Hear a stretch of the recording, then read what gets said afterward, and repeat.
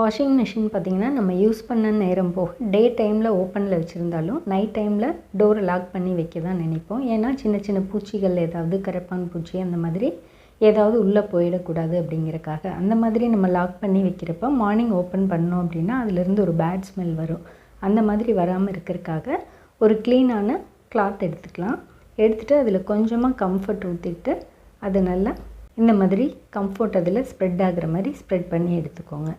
எடுத்துகிட்டு இப்போ இந்த கிளாத்தை நல்ல க்ளீனான கிளாத்தாக எடுத்துக்கோங்க. இப்போது இந்த கிளாத்தை நம்ம வாஷிங் மிஷினுக்குள்ளே உள்ளே போட்டுடலாம்.